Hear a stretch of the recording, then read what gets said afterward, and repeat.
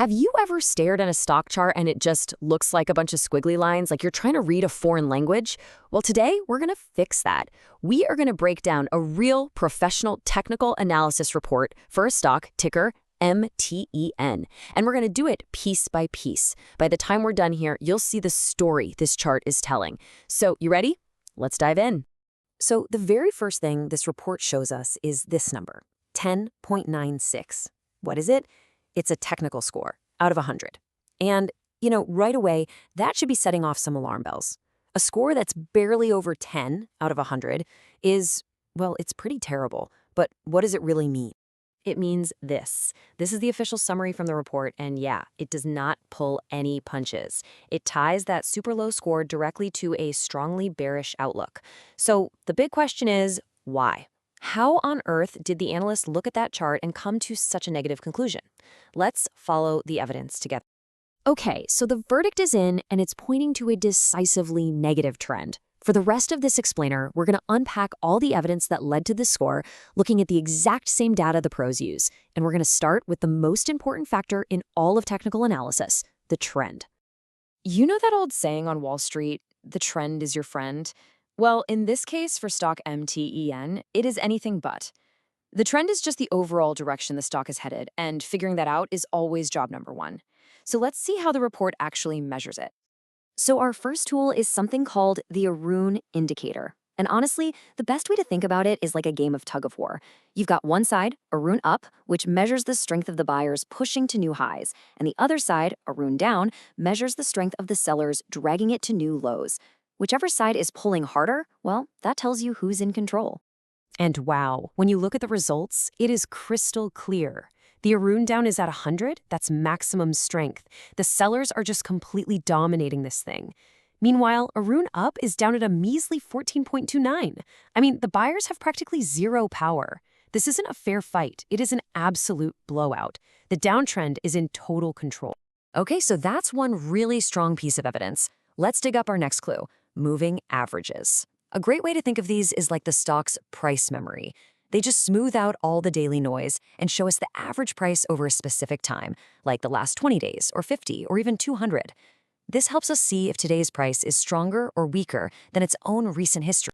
So let's start with the short-term memory. The current price, $1.28, is way below its average price over the last 20 days.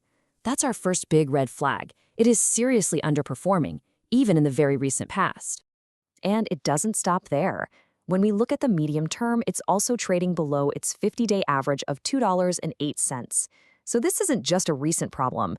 This weakness has been dragging on for a couple of months now. You can see how the negative story is starting to build, right? And here's the real kicker. The price is also way, way below its 200-day average. Now, when the price is below the short, the medium, and the long-term averages all at once, analysts have a name for that. They call it a bearish alignment. Every single time frame is screaming the same thing. The trend is down.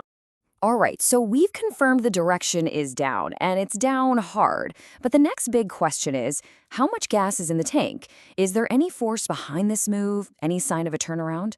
Or is this stock just running on fumes? To figure that out, we've got to look at momentum and volume. Okay, so two of the most popular momentum indicators out there are the RSI and the Stochastic. And looking here, we see something pretty interesting. The RSI is getting close to oversold, and the Stochastic is already deep in oversold territory.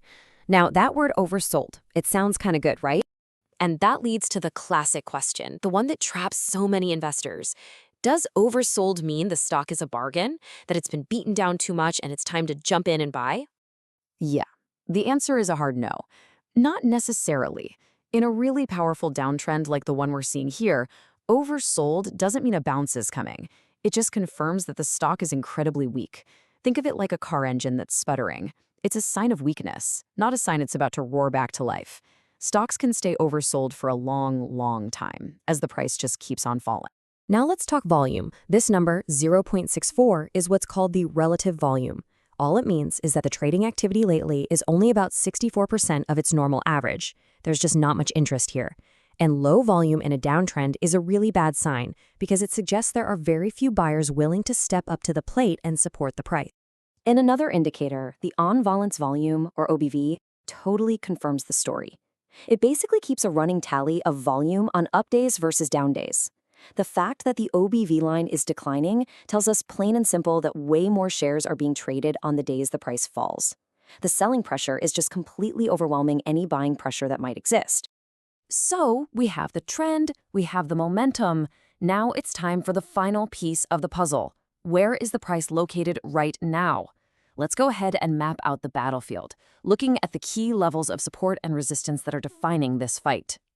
So think of resistance as a ceiling that the price is struggling to break through, and support as a floor that's holding it up. As you can see, the current price is totally trapped below two important ceilings, at $1.35 and $1.83. And what's worse, it's sitting just a few cents above its most critical floor, the 52-week low of $1.11. If it breaks below that level, well, that could trigger another huge drop. It's really on the edge of a cliff. Okay, we've looked at the trend, we've looked at the momentum, the volume, and where the price is. Now it's time to put it all together and see the complete picture, the story that explains that super low technical score we started with. And wow, this chart right here puts everything into perspective. The stock is currently trading at just about 5.5% of its 52-week range. That means it has fallen over 94% from its high. It is literally scraping the absolute bottom of the barrel. This isn't just a small dip. This is a sustained long-term collapse. So let's just recap the whole bearish case. We have a strong, confirmed downtrend across every single time frame. We have incredibly weak momentum with almost no buying volume, no fuel for a recovery. And the price is trapped below key resistance levels and is now threatening to break its most important floor, the 52-week low. You see, every single category we looked at is pointing to the exact same bearish conclusion. So after all of that, after seeing all this negative evidence, what's the real takeaway here? What's the point of all this analysis? Here's the most important thing to remember. None of these tools are crystal ball. Technical analysis is not about predicting the future with 100% certainty. It's about being a detective. It's about gathering evidence to build a case and understand the probabilities of what might happen next. And in this case, the evidence just overwhelmingly suggests that the probability of the price continuing to fall is much, much higher than the probability of it rising. You know, before we started, you might have just seen a line on a screen. But now you know how to look for the trend, how to check the momentum, how to map out the battlefield. You know how to read the evidence for yourself. So my question to you is, how does that change the way you see the story a chart is telling?